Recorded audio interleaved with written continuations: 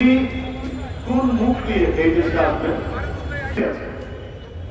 তারাও তো কেউ বলেন, কিন্তু এই ডাহার মিথ্যা কথাগুলো তিনি একের পর এক করে যাচ্ছেন, একের পর এক মিথ্যা কথা বলে তিনি কাজ করছেন।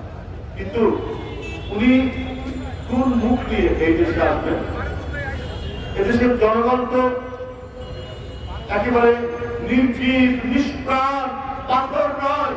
আপনার অপকর্ম, আপনার অপকীর্তি, আপনার ঘাতকের যে নিষ্ঠুর চেহারা 15 বছর ধরে বাংলাদেশের জনগণ দেখেছে। আপনি কত নির্মম হতে পারেন?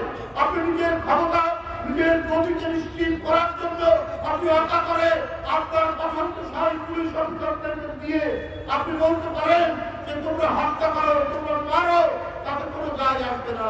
আপনার পুলিশ কর্মকর্তারা বলেছে পুলিশ সদস্যদেরকে যে তোমাদের কাছে বন্দুক দেওয়া হয়েছে, তোমাদের কাছে গুলি দেওয়া হয়েছে, এটা পকেটে রাখার জন্য নয়। তাই মিছিলের আওয়াজ শুনলে, জনসভার আওয়াজ শুনলে নির্দ্বিধায় গুলি চালিয়েছে বেনজিরের পুলিশ বাহিনী, আপনার মনিরের পুলিশ বাহিনী।